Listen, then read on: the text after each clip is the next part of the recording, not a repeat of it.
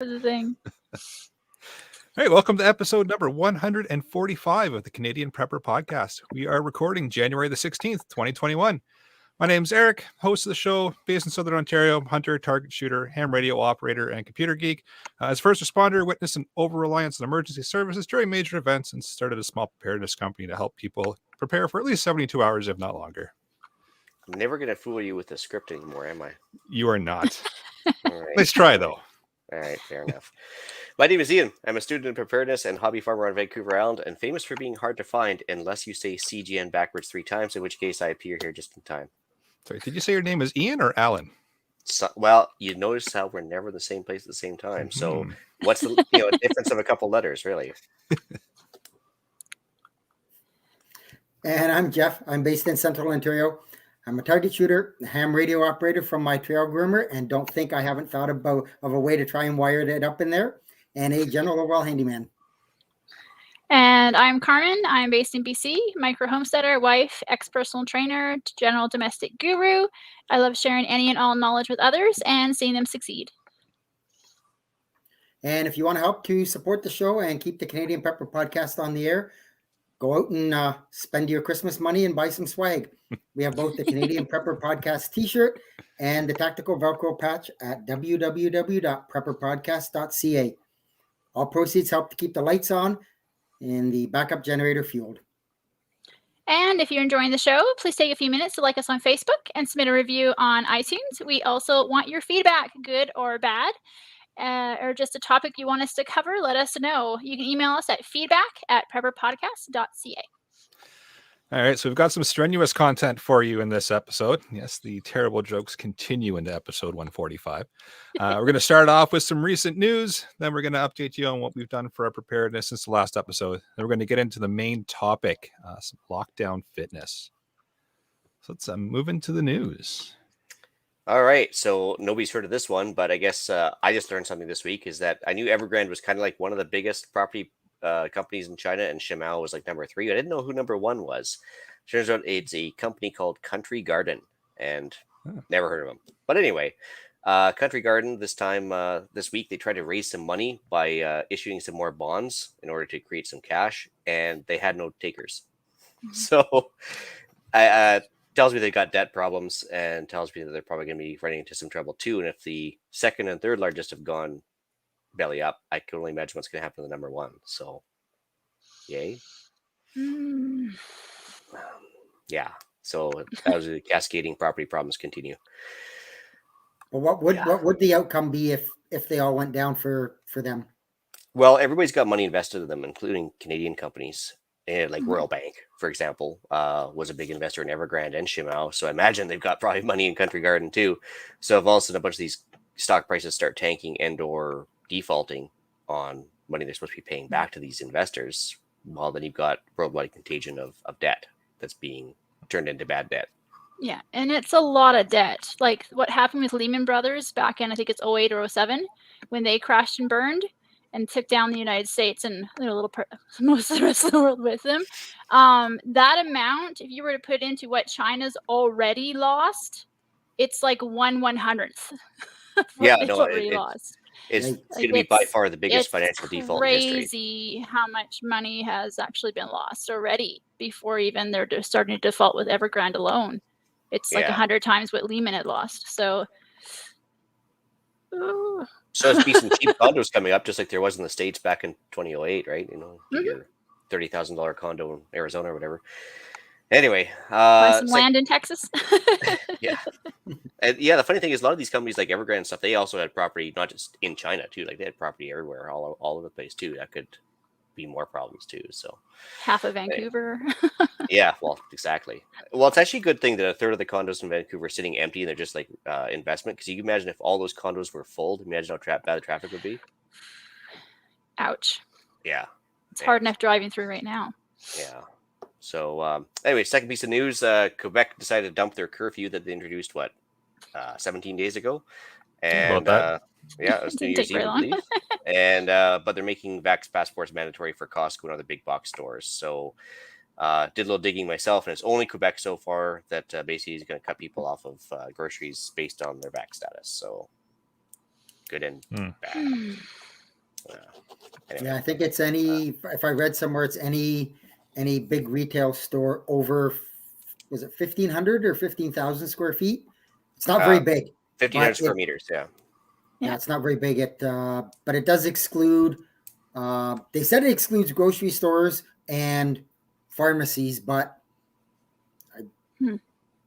I don't know Guess how we'll find Costco out. fits in there, because I would almost consider them a grocery store, but They are also a pharmacy. Mhm. Yeah. yep. Interesting though, they got so many inquiries that they actually had to put a voicemail on, on the normal customer service line saying everybody's open except for Quebec. So I guess they had a bit of pushback on that. Anyway, third piece of news I had was I guess, let's see here, Business Insider was the article, but the CDC put out another, I guess, statement saying that now, after 2 years of usage, cloth masks are no good. N95 masks are the only way to go now. And if you don't have an N95 mask, you're basically killing grandma. So once again, they changed things around that, including my employer and everybody else has been issuing these cloth masks under CDC direction. And now all of a sudden that's just like, Big Brother. We've always been at war with East Asia. Well, now that, they started off with like no masks, N95, saving for the healthcare workers, cloth masks, back to N95s now. So anyway, more fun. Yep. Anyways, that's all I had. All right, I've got one news article here in regards to parts of Ontario set to receive the biggest winter storm in several years, and this was just printed by Global News not too long ago. And by printed, I mean published on the internet, because we don't do that print thing anymore. But yeah, so apparently we're getting a big snowstorm. I'll believe it when we see it. Yeah, I have a friend in Kingston, and they showed me the phone app forecast they had there, and they're calling for 51 centimeters in Kingston. Whew. That's a Did lot. they give it a catchy name like Snowmageddon, or is the military on standby? I don't think they've given it a name yet, so I say we just coin it and call it Snowmageddon. All right. Snowmageddon. Done. Yeah. Got to call it this military guys right now. Yes. I was just about to say, wait till they call in the military. Yeah. But Well, that'll only be Toronto. Let's be real about that. Yeah. Toronto. Yep. the big smoke. The big smoke. Yeah. Yep. So I've got a couple ads. I've talked about it the last couple episodes that I've brought it up, and it was to do with the vaccine passport for truck drivers trying to cross the border. There's no indication in the article that is the reason for Schneider, which is a very large North American trucking company. They're actually number 8 in North America for trucking companies. They're actually 3rd if they just do full truck long haul stuff and not the less than load and all that kinds of stuff. They are shuttering their Canadian operations. They announced that on the 14th of January. Coincidentally, the 15th of January was when the Vax passports kicked in. They've told their 150 plus owner operators, bye, have a nice day. Anything that's company owned is going to be transferred to the States, and their yard in Guelph is going up for sale. So Wow. Yeah, correlation versus causation thing, who knows, right? But by the same token, though, it's probably not going to help our situation any with having that shut down, no matter what the reason was, right? It might be a good excuse factor too. So it's like, oh, we finally have this excuse we can use to back out of Canada and conglomerate ourselves and hold ourselves in because the economy. Dear Lord, though, they could make a money, shipping cargo around this day and age. when could they? Because I mean, the cargo rates have gone stupid, right? Like it's just insanely high. So anyway, yeah. So we'll see if I mean, I've heard some news articles and that they said, well, it's only 150 trucks. Yeah, but that's 150 trucks of food or whatever that's not available. When you're already running short, you keep adding to the numbers. Sooner or later, something's got to give. Yeah, nope. I get it all. And my second article comes from the BBC, but for anybody who hasn't been paying attention, there was a huge volcanic eruption near Tonga the other day. It literally could be seen from space. It caused a fairly significant tsunami in Tonga. At this point, I don't know how many people it may or may not have killed. There was a lot of course, just like what happened in Fukushima and all that, phones go down, internet goes down, power goes out. So communication is difficult, but it caused a tsunami, not a huge one, but it did cause a tsunami. There were tsunami warnings out all down the west coast of Canada and the United States. And I believe Ian said that Japan even got hit by one. Well, they were calling for 3-meter tsunamis in Okinawa and parts of Japan, but I don't know what actually happened. I haven't heard anything on the news. But same token, though, yeah, I got the tsunami warning from you guys after it was supposed to hit, so it wasn't exactly a widespread panic here. I didn't hear anything about it until such time as it was already kind of a damn deal. I think it was something like 30 centimeters in Tofino was measured or something, but everyone there was like, "Well, it's just a bigger wave." Yeah, I mean, you look what happens in Long Beach. It's a Pacific storm, so yeah, whatever, not a big deal. Yeah, but they were saying when it actually let go, like the bang, they could hear it in I believe it was New Zealand, which is about 23,000 or 2,300 kilometers away. They heard the boom. Oh wow!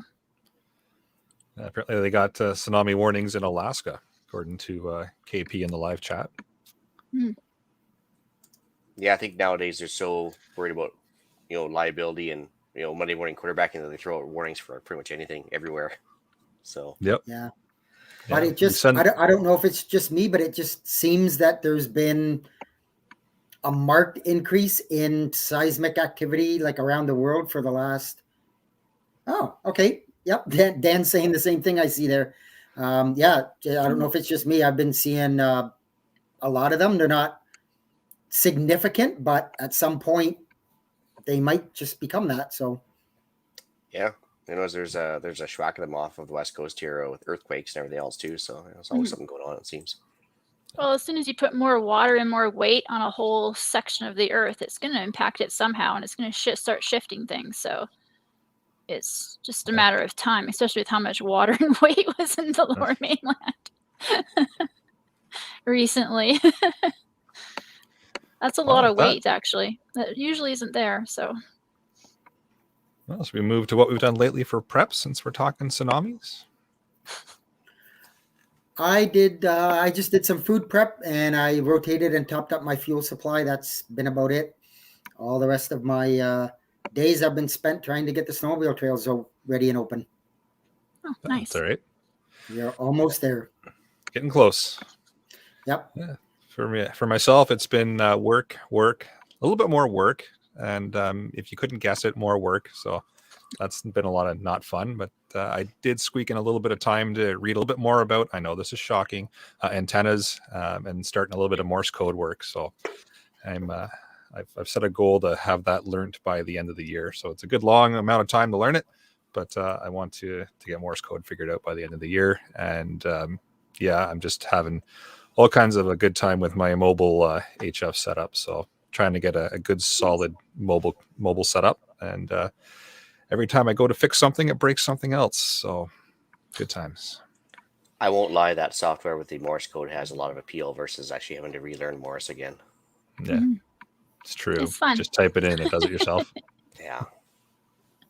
I had a very fun week. I set up my growing shelf for all my baby seedlings that are coming, so I can have baby plants that give me food. Reorganized last month all the empty jars that I had taken downstairs, and prep them for storage and canning next time. Got all that done. That is a project.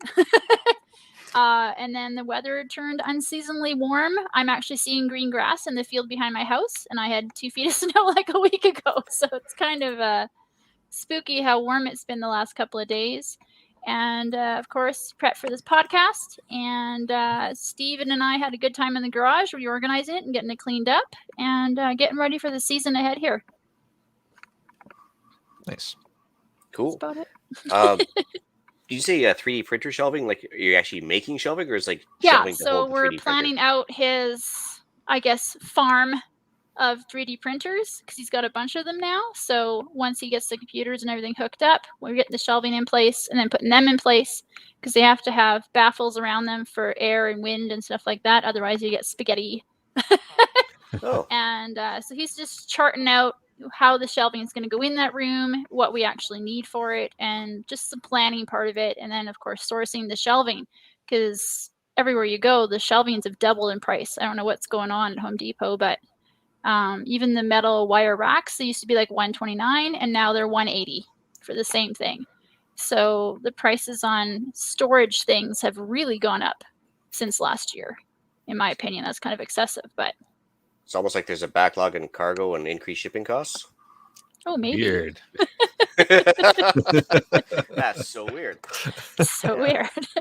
Anyway, as for myself, let's see. I guess last week I got interrupted rudely by the intruders in the house here, so I had to kind of skip all that stuff. But 2 weeks ago, I was trying to keep everything from freezing here because we were in the midst of our winter during a big snowstorm. Anyway, so I actually was keeping pretty busy just trying to keep the farm from freezing up. Ended up having to go to work for about 6 days straight. Came back. Then I just spent my time bucking up the trees that got knocked down by the winter storm there. I had a pallet wood kindling box where I had all the smaller, wood for burning in the fireplace. That looked kind of like junkyardish, something out of Sanford and Sons if I want to date myself. So I took that kindling box and kind of demoed that up and trying to make myself, I guess, a more visually palatable storage shed. Let's see here. Because of the winter storms, we had no garbage pickup or mail service for 3 weeks. So just like what New York City or whoever had the strike there it was. We had stuff piling up. So I had to go do a dump and recycling run because I'm not going to sit there and wait for the guys to finally get around to actually showing up and doing their job that we paid for. So anyways, that took up a full day basically getting rid of all the stuff excess. I ordered another dual band radio off of AliExpress. Don't cringe, Eric. Hey, they've got their place. They've got their place. They've got. It's basically a disposable radio that I want to try for that Go box I was thinking of building, and so I just ordered basically. I think it's a QYT like 8900D, KT 8900D. I think.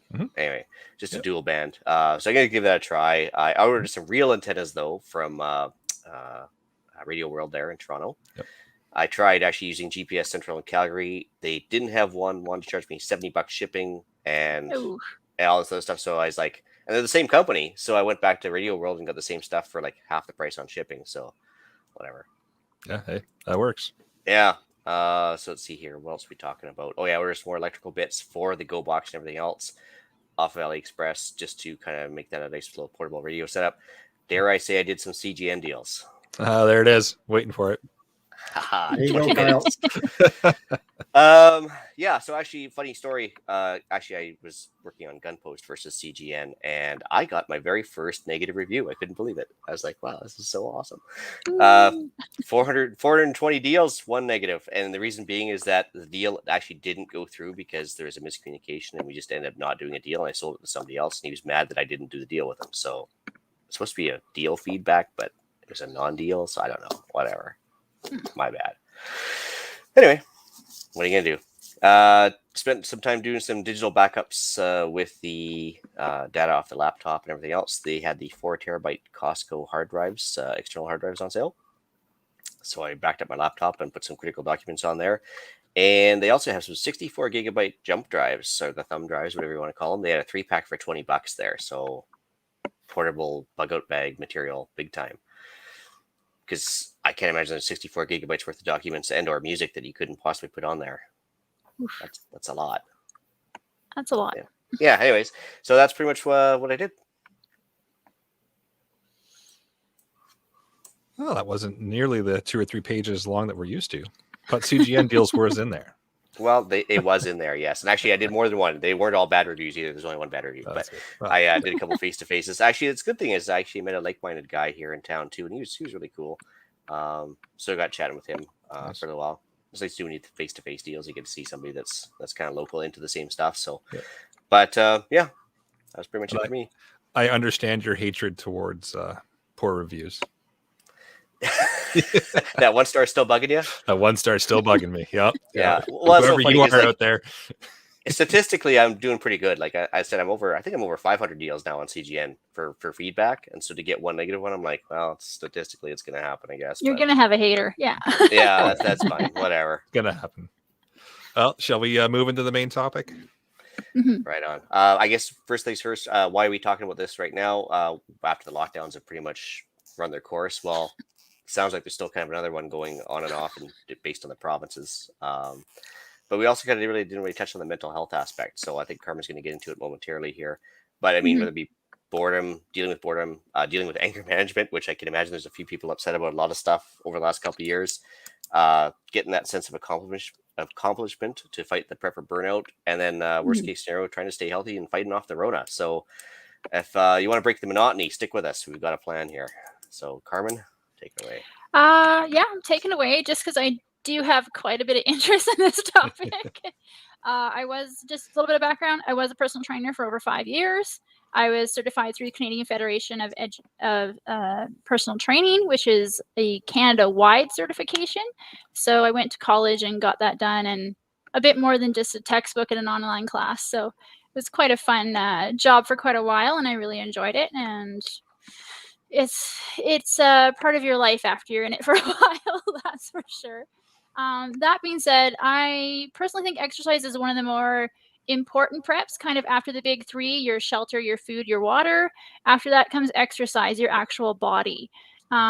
Without your body moving correctly, you're not able to endure any labor for extended periods, any disasters that can last 2 days, 2 years plus now for some people are considering this still a disaster. It can wear you out very quickly if your body is not where it needs to be to function for you.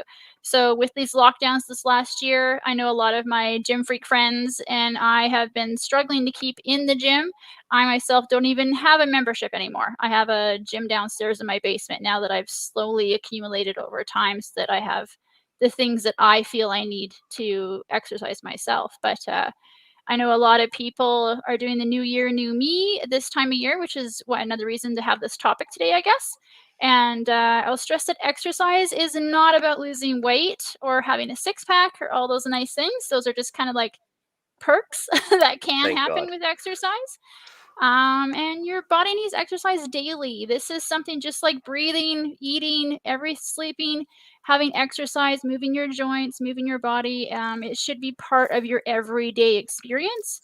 And it's one of those things where, the only way exercise will ever overcome bad nutrition, i.e. losing weight, is when it's excessive or part of an eating disorder. Like a lot of anorexics and people with eating disorders, they will exercise excessively, like 5 to 6 hours a day sometimes, to try and lose the weight, because they are eating and they try and lose the weight, and it's quite detrimental. But that's one of the only ways exercise will do that for you. Well, it's interesting because we had a friend too that she was trying to exercise or whatever, a bad diet, and eating the Doritos, then going and working out for 3 hours. I'm like, well, it'd just be easier if you skip the Doritos. Yeah, never Skip mind. the Doritos. Do your 30 minutes. Go on with your life. So. Yeah. Hate on Doritos. I love Doritos. I love Doritos. Clearly, I love Doritos. I mean, yeah. Actually, well, for the people outside of BC, so I don't know what's going on with you guys, Eric, but here in BC, they've closed all the gyms for restrictions right now. You guys the same thing? Oh, Yeah, yeah. pretty much. Yeah. Okay, so yeah, like we've got gyms closed. We've got kind of like size of groups restrictions and a bunch of other stuff going on, which is gonna, like, if you're part of a Facebook hiking group or whatever, it all kind of goes out the window at this point, right? So I mean, yeah, that's why we were kind of talking about this last week. So probably not a bad timing for this anyway. Well, even my local gym has had 2 fines now for staying open. They're refusing to close. They're saying that they are a mental health facility, which is awesome. But at the same time, they only have like 20 people brave enough to go to the gym. And but they're staying open. They're making a point of it. It is a mental health thing for a lot of people to have their body moving, getting the endorphins. A exercising person is a happy person usually. There's a sense of Pseudo-social success thing, to too. it. So Yeah. Yeah. Like there's a social aspect to it. There's a camaraderie aspect to it. And I mean, yeah, for a lot of people that is their main, I guess, outlet for a lot of stuff, right? So you think they make it more of a user beware thing or something versus a complete shutdown, but what do I know? It's brutal that way. I personally think they should stay open just for people's health, just to get out. You can clean the equipment before you use it. You can clean it after you use it, and you're taking those precautions yourself. So you should be doing that even when there was no pandemic. Yeah, exactly. Well, Just saying. even prisoners get an hour in the yard every day, as my friends behind me will tell you. I mean, no, nothing. Okay. Yeah, well, I actually asked those guys if I could take their picture, and they said, "Well, it's your funeral essay," and I was like, "I took that to mean yes." So I Yep, let's snapped a do this. picture. Anyway, sorry about that. Anyways, let's talk about what you can do if you're in a lockdown and stuck inside also, because it's minus 32 in most of Canada this last week, except where I was. First, look seriously at what you already do and expand upon those things of your daily habits into more exercise. A good example of this is if you're chopping wood on a Saturday for 8 hours because you got to get that job done, break it up during the week to an hour each day, just so your body's not as sore and broken down after all that time. And it turns into your daily exercise. So look at chores that you have around the house that you can actually use as exercise. Things like that will benefit just getting your body up and moving and doing things for yourself. Give you more benefits for your exercise. You don't want to wipe your body out. I know a lot of people, a disaster hits and suddenly they're struggling to even walk the 10 miles to get to wherever the shelter is or something like that. So you want to make sure that your daily exercise is something that will move you towards what could happen during disaster. Are you going to have to walk a long way if you have a disaster in your area? Are you going to have to evacuate? Are you going to have to climb over a mountain to get to the next city, kind of a thing? So keep that in mind when you're exercising, how functional your exercise is at home. Second is what supplies you have to get fit. Do you have a stationary bike? Do you have a treadmill? Do you have a rowing machine, an elliptical? And I personally love ellipticals. So you're great for anyone that's older, has bad joints, gets your whole body moving with your arms and your legs moving at the same time. It's nice and smooth motion on your joints. It's something that's not going to hurt you as much as a treadmill will. Treadmills are actually quite harsh on your joints. There's that tapping that happens with you there. Do you have a set of dumbbells? Even just holding a dumbbell straight out for time under tension. That 5-pound dumbbell, you start getting to that 5-minute mark, you're going to start shaking and wobbling. You're going to start doing that. So even having lighter weights, your typical Canadian Tire special, as I call it, those 3 set that they sell all the time, those things can be with you. There are different ways to work your muscles, even with lighter weights. It's just either more time, more reps, or more tension. Well, think about the carryover on that one too. Like, I mean, if you're holding a 3-pound weight out in front of you like this, like in a certain pose, I mean, that could certainly have a carryover in certain prepping aspects as far as like target Especially shooting or anything else, right? Yeah, you want to protect those shoulders. Yeah, or handling a chainsaw. Like, I mean, farm fit, as I like to call it, whether Mhm. you're like moving, hay bales or chainsaws or just throwing logs around, same idea. Yeah, it's just it might be smaller weights, but at least if you're moving them all or having to support them constantly, there's some. Would you call it isometrics at that point? Isometrics was functionality. So Yeah. can you move your arm this way and this way and this way? Are you flexible? A lot of people disregard yoga because it's such a basic thing out there in the world now. But even just doing yoga 10 minutes every morning will limber up your body, stretch out your joints, wake up your body system. That kind of time under tension that yoga gives you, even in a 10-minute session, it activates a certain part of your body that gets your metabolism moving. It gets your brain more awake. It just kind of wakes your whole body up. And a lot of people don't realize that. That's one of the benefits of yoga, is not just feeling flexible and kind of loosey-goosey in the morning. It actually wakes up your metabolism and your brain. So it is something that's beneficial for people. Everything you're doing around with these exercises too, Carmen, can you wear a weight vest to add it, or is that going to be harder on your joints? Depends on what you're doing. If you're jumping up and down, then yeah, it's going to. If you're holding a position in yoga with a weight vest on your back or around your stomach or something like that, and that's time under tension that you're tensing up like that, that is beneficial. The little extra weight isn't going to hurt you as long as you are in that position correctly and you're holding that position correctly and you've done it a long time. Then adding the weight and having that tension on your actual system is really beneficial, especially for your bones and your tendons. That tension creates an actual activation against where your tendon hits your bone. It creates an activation there and it makes it stronger over time. I'm starting plate carrier yoga. A lot of people just do wrist and ankle weights during yoga, and that's enough to make you sweat a little bit more. I'll tell you, it's amazing when you go through your usual session and you add weight to it and you're like, whoa. You play carrier and alpaca yoga? Alpaca yoga. Alpaca yoga. There'd be a lot of spitting involved and everything else. It's called shearing day. Actually, it's Shearing day, yeah. There's a lot of There's alpaca yoga for you. yeah, a lot of angry stretches going on there. The third basic thing is use the internet to your advantage, especially if you still have Wi-Fi and things like that. Especially YouTube. There are thousands and thousands of workouts to choose from on YouTube, all the way from just basic movements to get your body moving in the morning, yoga, even I call time under tension type things, up to right up what I call ballistic or functional movements of how to do jumps, rolls, etc. You can learn a lot about how to get into the right position on certain workouts and things like that on YouTube. Take it with a grain of salt. Everyone has their own little road that they want to take for exercise.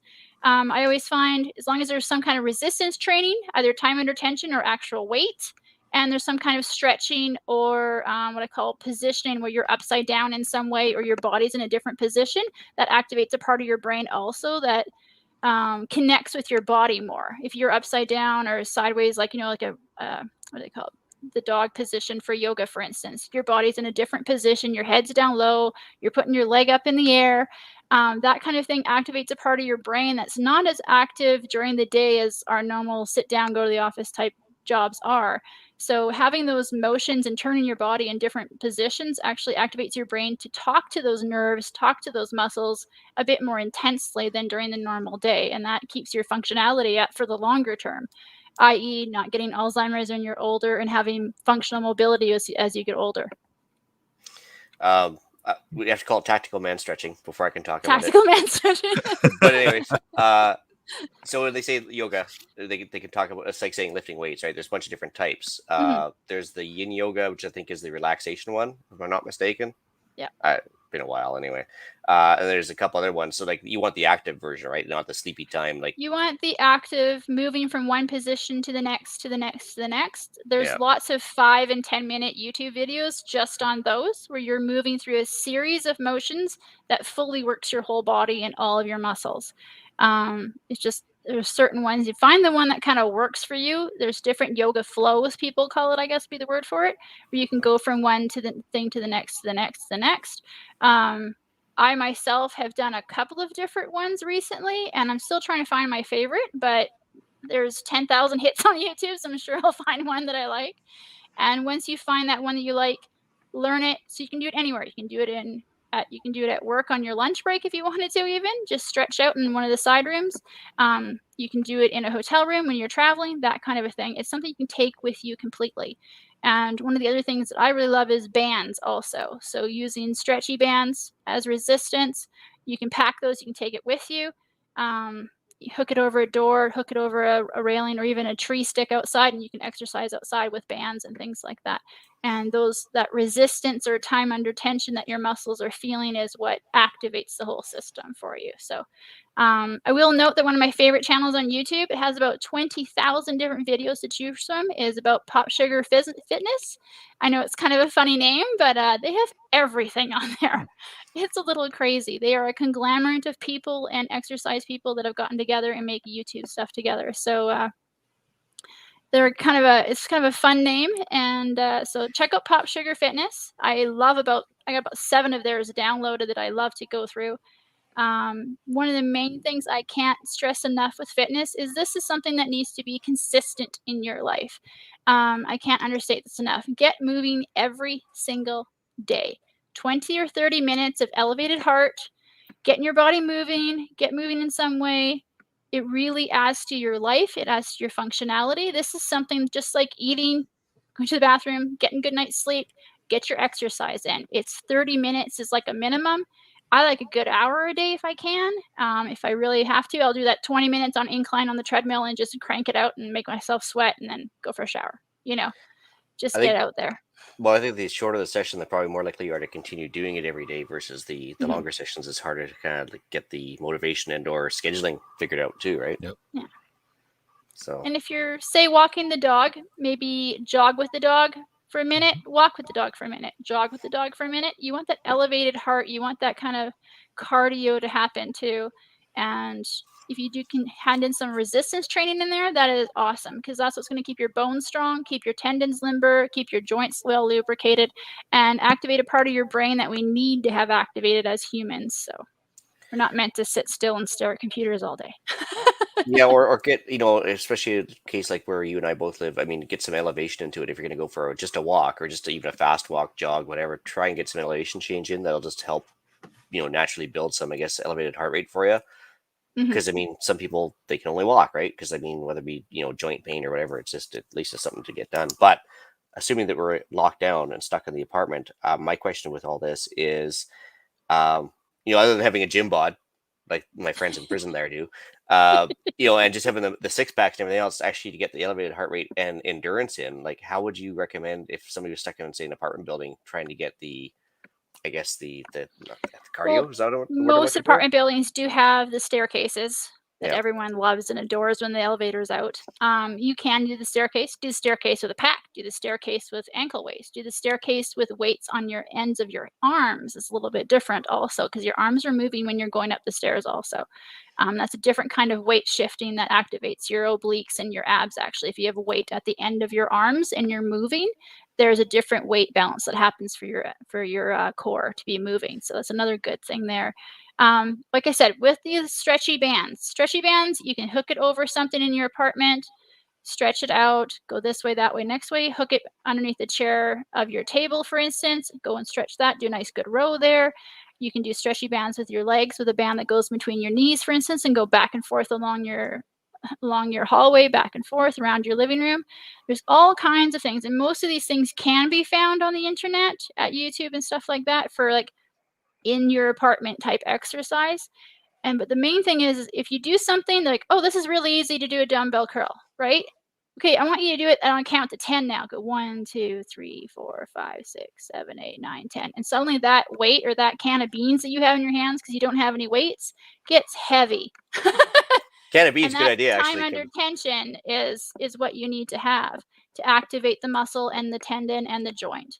So just think about how to slow it down. Slow exercise is kind of a thing, especially over in Europe. They actually have slow exercise classes, but you're under tension. You're holding that weight out, like I said, and you're just moving so slow and going all the way back again, kind of a thing.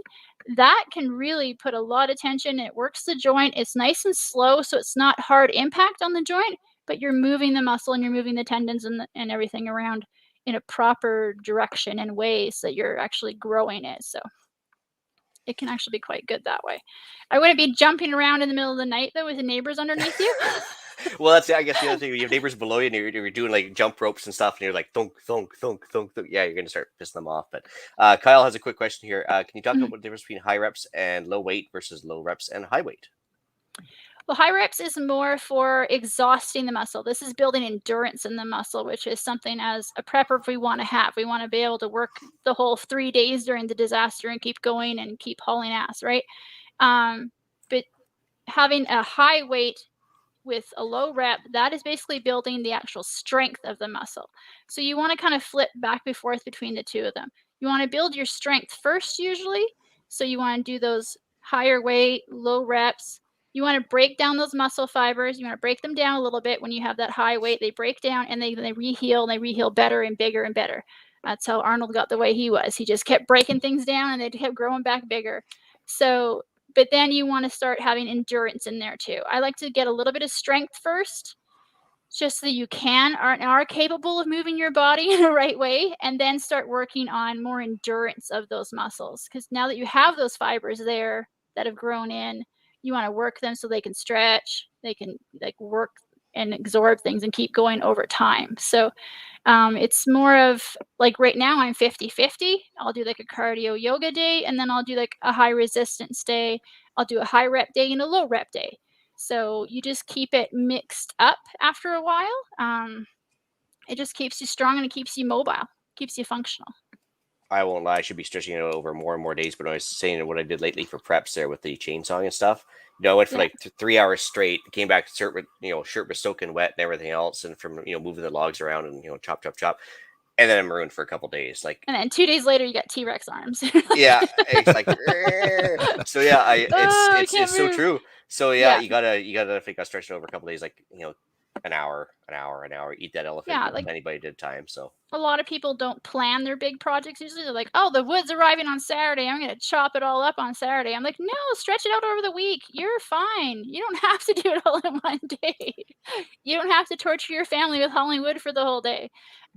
Break it up and make it into little tiny sessions that way.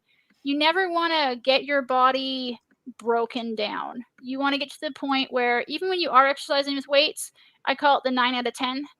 You got to number 9, you're like, oh, I can't do this. I don't think I can do one more rep.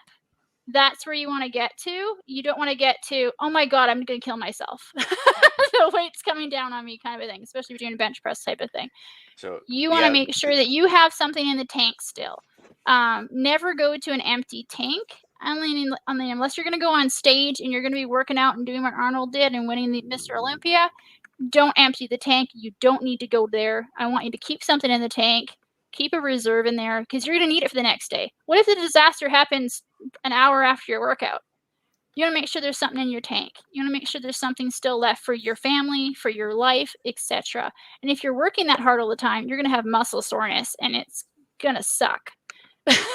and there's no It's spotter gonna for really you to pull suck. that weight Like off you literally get the shakes. Like back when I was doing some heavy workouts, you literally get the shakes the next day, and you can barely hold a pen at work, and because your arm is shaking from what you did the day before, and that's too much.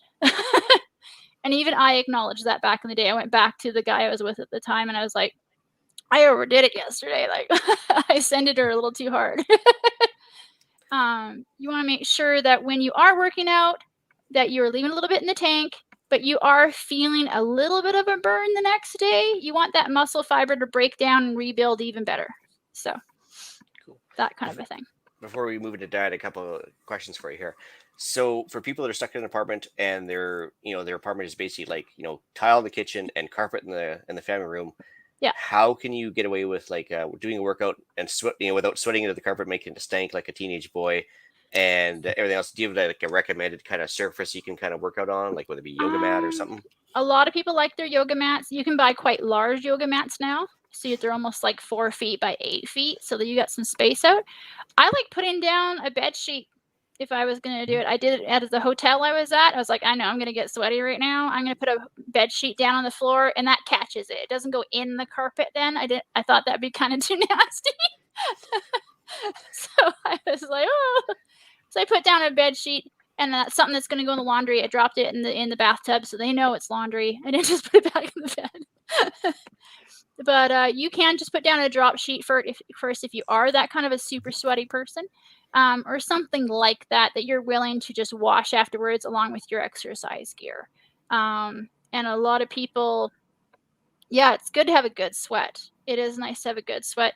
If you are sweating excessively, though, that's where your water intake and your hydration before you work out is very important. I like to drink at least 1 liter an hour before my workout, and usually with some branched chain amino acids, so BCAAs. It's a supplement. It really helps your muscles be able to absorb the proteins and calciums and energy that your blood's bringing to them.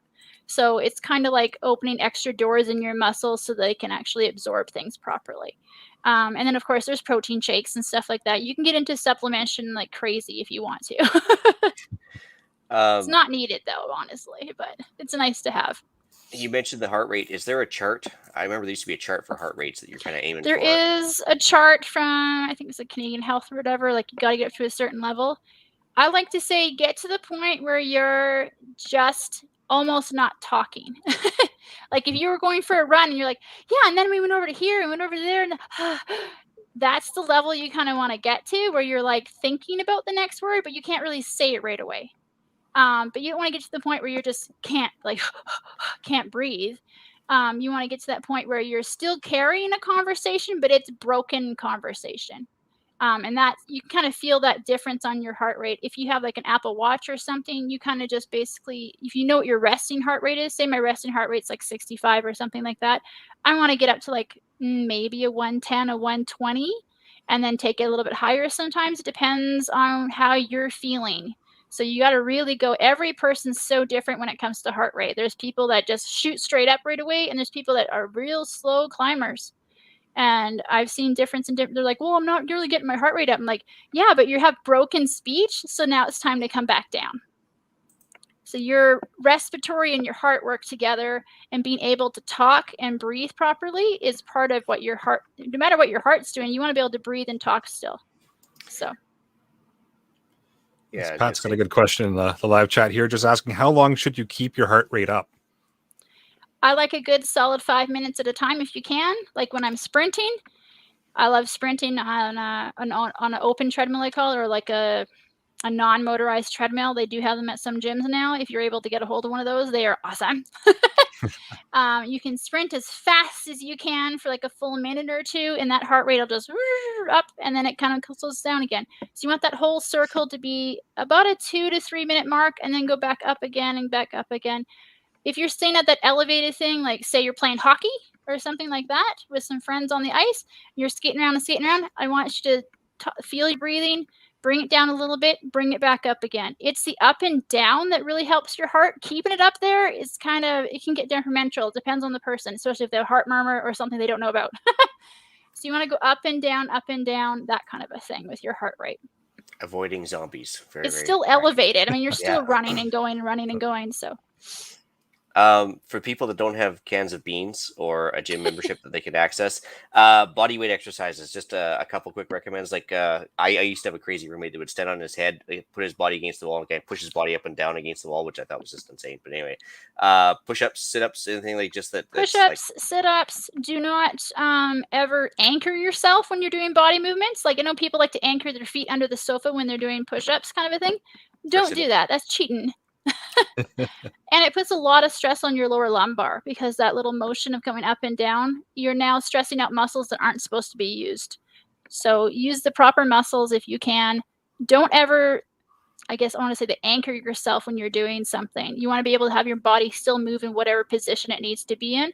Sit-ups aren't really that much needed, really. They're not really doing that much for your actual core abs. They're only working that top transverse. So you want to make sure that you're actually doing like something like sitting halfway up and doing a kettlebell swing to each side. That will work your abs a lot more than a sit-up ever will, and it's not going to hurt your back. And then glute thrusts and things like that, where you're lying on your back and your knees are bent and you bring your bum off the ground. Those are great. A lot of people do not have the glute buildup that they should, especially men. For some reason, you guys just don't want to do that reverse movement. You want to go this way, not that way. So get on your back, do 50 of those in the morning before you even get out of bed sometimes, and really build that back chain. A lot of people worry about the front. It's actually your back, your glutes, your hips, and your obliques that need to be strong in order to hold yourself while you're walking and running, etc.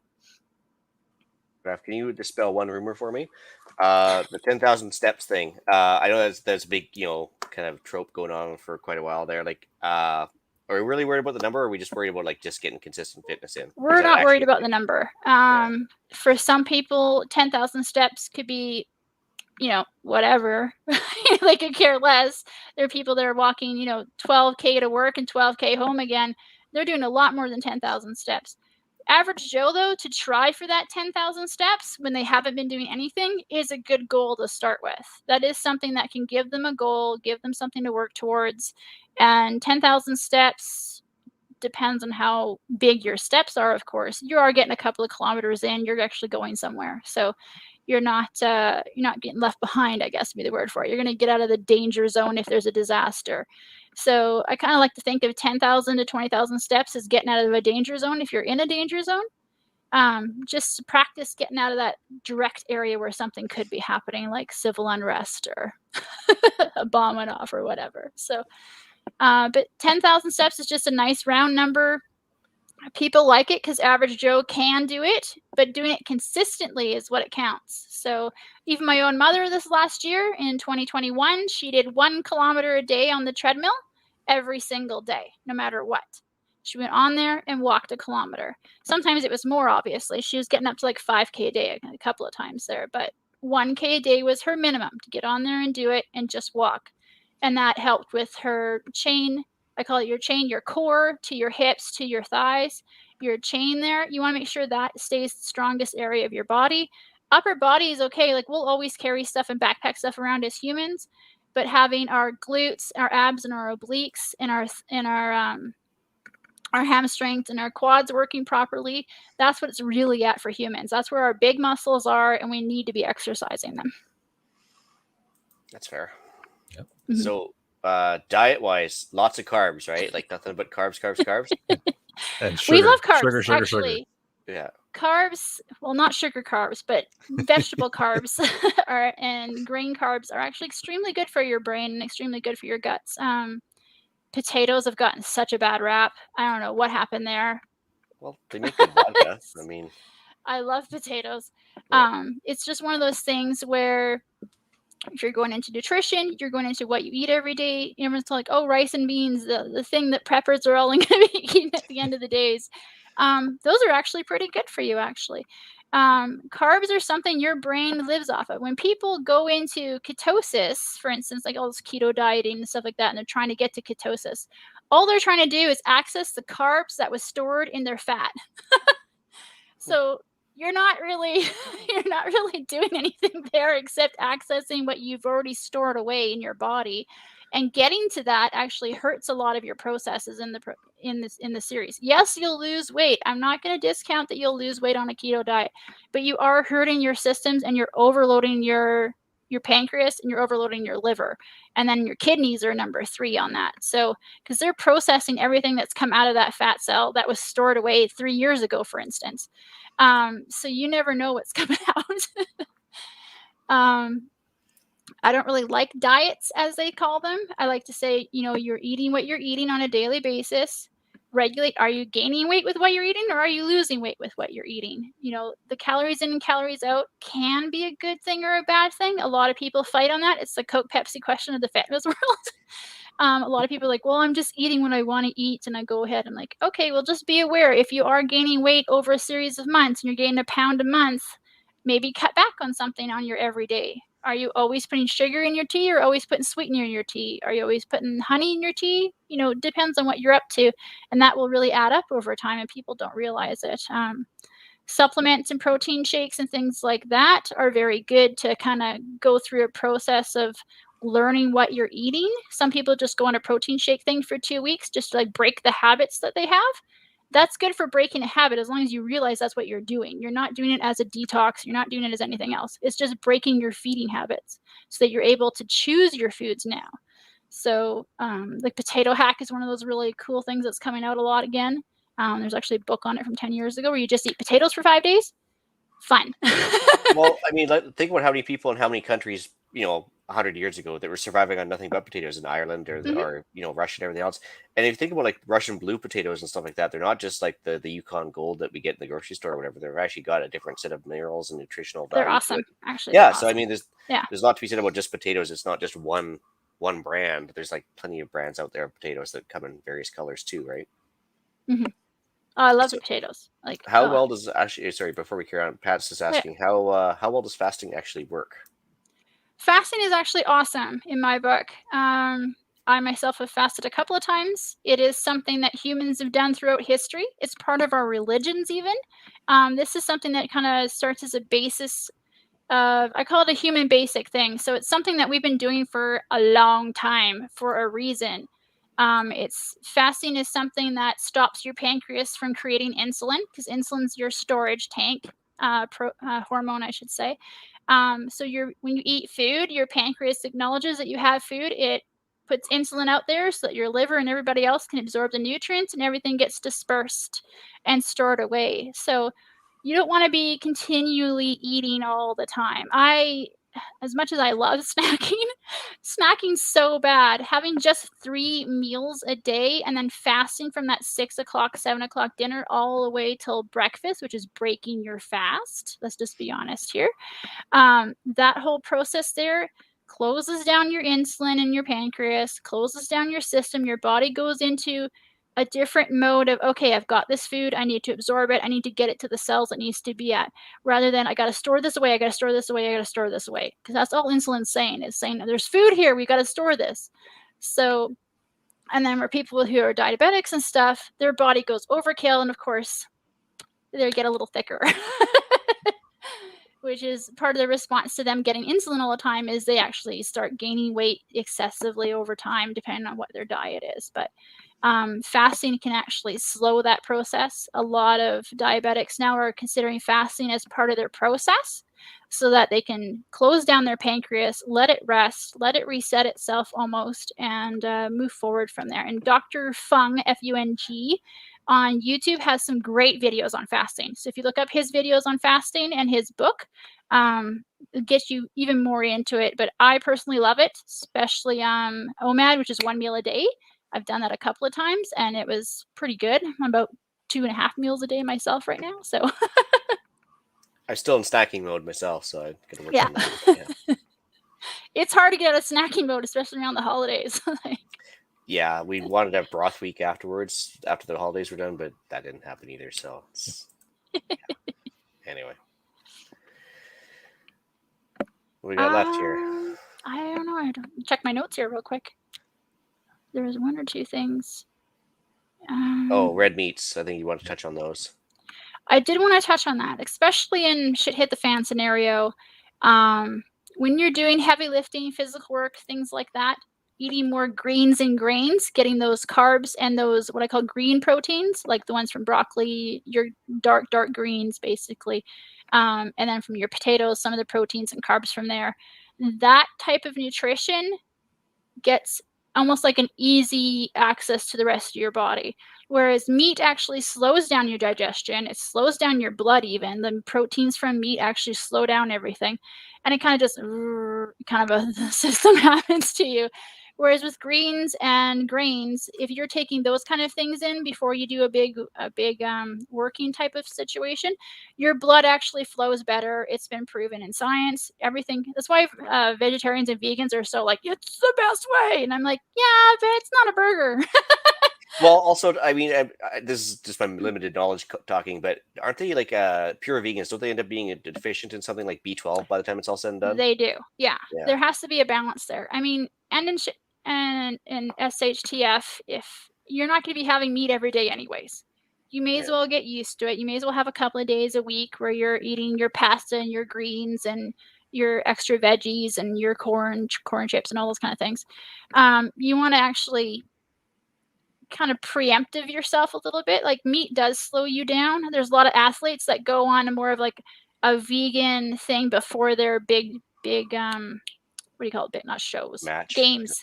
Yeah. Games and matches and things like that. They'll actually go vegan for a couple of days beforehand, just so they have all those vegetable carbs in their muscles and they have everything going and it's flowing correctly, and they don't have any meat in their system to actually go forward. And there's quite a few athletes doing that now. Well, they'll have meat after the game, kind of a thing. They're like, yeah, I can slow down now. I can have a burger. Well, in the apocalypse, you've only got so many neighbors to chew on, right? So, I mean, you're True, going to run out of meat. So That's a very good point. Yeah, that's Very right. good point Got to ration those things out. Let's see here. Darius asks, since you didn't bother to come on tonight, any suggestions for getting around things like gout and still being able to eat well enough to have energy and work out? For what I know, gout is one of those things that meat really incites. So I'm not 100% on what gout actually does exactly, but I think it's like inflammation within your joints and inflammation in your legs, if I remember correctly. And inflammation is just excited by protein, period. Usually it's kind of like an excitement thing. So if you can cut down on that in some way, do so. There's a lot of books out there about gout diet and things like that. I have seen them. I just haven't read them. Freya mentions grow gout weed. You might just need it. I mean, I've never heard of it, so maybe it's a thing. But also, I've heard black cherry juice, like not the cheap, like, you know, sun-ripe black cherry juice, but like the actual, like, organic, real black cherry juice. Supposedly it helps with gout. I don't know why. Or just grab some cherries off your tree and squish them. If you have real cherries, even better. Like if you live in the Okanagan or something. But you know, yeah, not everybody has that for sure. But yeah, I think as a lot of males get older, it seems gout seems to be a thing, right? It is a more male thing, yes, and that's just the comforting factor of estrogen in the women's system. So estrogen kind of coats and takes care of a lot of things, actually. More soy in my diet. That's it. Mm-hmm. Going for it. It's called rich man's disease, I guess, back in the day. Mhm. The only ones could afford were the finer cuts of meat. That's interesting. Yeah, and the more fatty meats too, though, like the prime rib with the big chunk of fat on top and things like that. Like the rich used to eat with a lot of fat, so that those proteins and things like that would get into the system. But it's meats just slows you down. Period. Anyone can contest after turkey dinner, just meat in your system, everything slows down. And that's But it's tryptophan so or good. something, right? It's so good though. So good. But yeah. Fair enough. Yeah. Any questions, Jeff? You seem a little quiet. Is he still there? No, he's still there. there. No, He's here. I'm Oh, here. no, I'm just kind of, for lack of a better way to put it, digesting everything that you've been saying. So Oh. Oh. Well played, Jeff. Well played. I will say though, for like bug out bags, get home bags, things like that, protein shake in there, even some greens and things like that. You can make your own greens at home, but I love having a protein shake or two in there. You put a little bit of water in it, shake it up. You now have 500 calories, like bam, right now. You can do 1 or 2 of those just to get the calories in and get yourself still moving. So it's something that's lightweight. Just add water when you get to the water, suck it on down, shot glass it down, and keep going.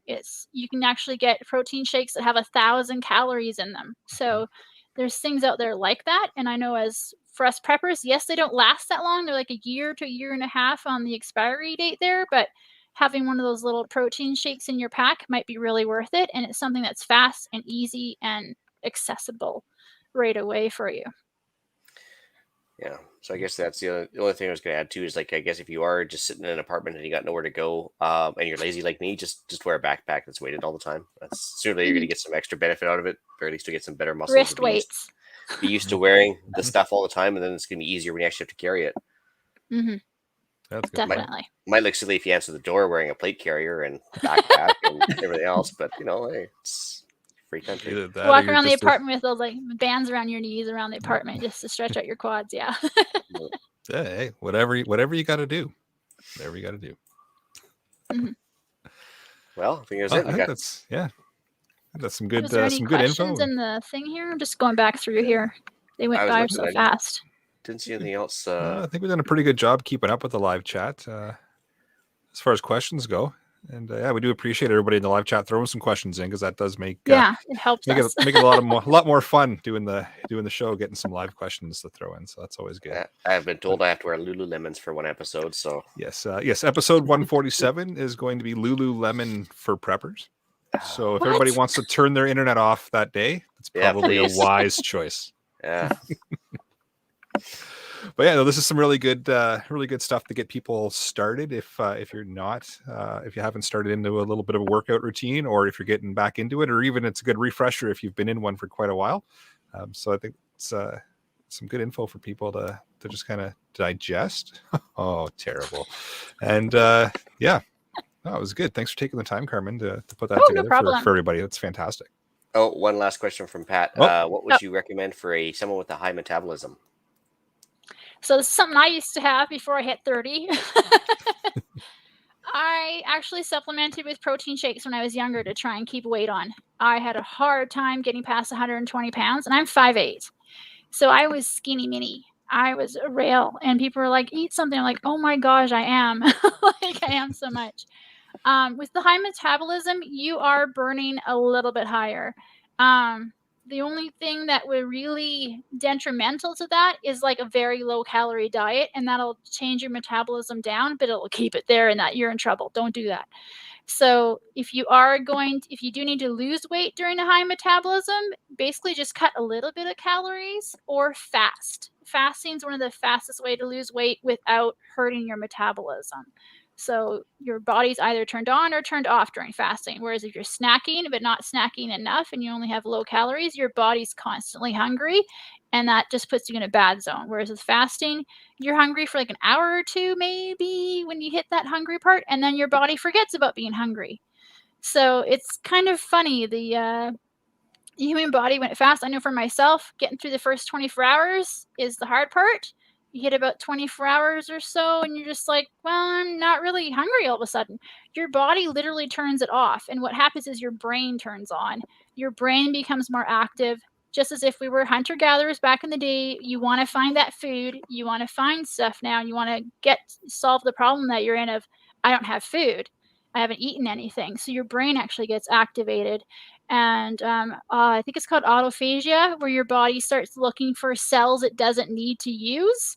And what's really awesome about that is your body knows that there's cells in the system that they can use up. So if you're fasting over like a 3-day period, for instance, you will actually eat up about, I think it's 2 to 3% of the bad cells in your body that your body recognizes that it just doesn't need anymore.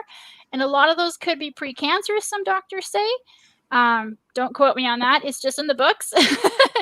And a lot of people will fast 2 or 3 times a year as a way to prevent cancer within the system, prevent autoimmune diseases within their system. And it's working for some people. And some people have done a fast and actually reversed some of the effects of some of the diseases they have. So it's kind of one of those weird zones where you're not really sure if it's really working because of it's your body's activating things, or if it's just your body's at a new heightened awareness and it doesn't want to put up with any of the crap that's just hanging out in your system. It wants to make you lean, mean hunting machine. So I think fasting takes you to that next level of being a human. And since it is part of our religions and a lot of religions, and it's part of our history, I think it's something that we actually need to do to stay healthy with our mind and our body. So fasting at least once a year is kind of like my goal. I try and do it twice a year, though. Like a real fast, just water and some salt water too. And for how long do you do that fast? A couple days, a week? A couple of days, 3 or 4 days. So, and then you slowly, like I start with mashed potatoes, and I'll eat mashed potatoes for a day, and then I go into regular foods again. So, because potatoes are nice and soft, they have the resistant starch, your body absorbs them nicely, and everything goes through nice after that. Fair enough. No sucker punches. Don't just go eat a burger. That'll hurt you so bad. You'll have gut pain like you won't believe.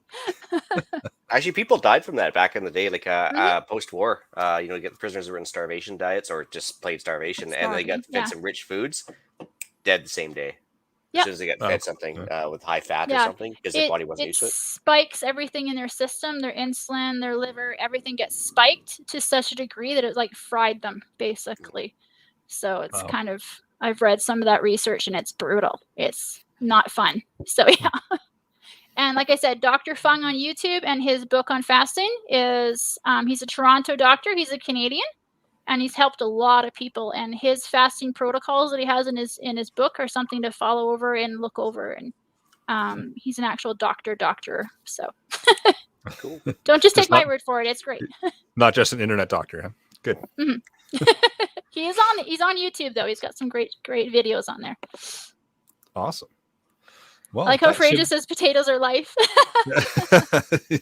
They are. You can survive on them. They're one of the few things that I can a lot of. There's one of the things that I put away, because if I really have to, you can live off of potatoes. There's a guy in Scotland that did it for 322 days or something. Holy. Just potatoes. He went from, I think, 300 and something pounds down to like a nice healthy 180. He was working out. He was doing everything, but all he ate was potatoes. Wow. Mm-hmm. Well, with that, should we move into the podcast challenge? Does it have anything to do with potatoes? Jeff? Eat potatoes for just 3 days in a row and see how your gut health goes. It used to be a thing for people that had really bad IBS and things like that. They would actually prescribe eating potatoes for 3 or 4 days back in the day. This is before, all those fun pills and medicines they make us take now. Yeah. So, well, since Jeff's not paying attention, I'll do the podcast challenge. Find a way to work out without leaving your home or building. Mm-hmm. Yeah. Sorry about that. I'm trying to organize snowmobile stuff for tomorrow too. So that's fine. I was contemplating if I was just going to text you that it's your time to talk, but I was trying to listen, but my age is kind of hard, 2 things at once. So I wasn't going to go there. You should have. You had your chance. All right, we got a deal of a week. We certainly do. So Cabela's for both of them. The Magnum Love that name, utility box, which looks like the Soviet SKS ammo crates, but in plastic Ooh. form. And Ooh. so they are 40% Ooh. off right now at $17.99. Normally, in the 30s range, and they are very handy for holding anything from like ammo to a radio go bag to whatever. And they're just a good size. They're bigger than your usual ammo can. They're about like 2.5, 3 times the size of them. And Ooh, so just big enough for my canning lids. No, that'd be perfect for that actually. Like if you Yeah. had a bunch of canning Well, lids. you don't want them to get too hot or too cold or have too much moisture. So That's right. And they do have a waterproof seal on it. Mhm. And then also 20% off anything that's Cool. Orange Lyman brand for reloading. Ooh. Anything in the store. So Cabela's is offering quite this skanky deal there on Lyman stuff. So pretty good. Yeah. Nice. I like Kyle's Good to know. comment. It must be past Jeff's bedtime. It is. It's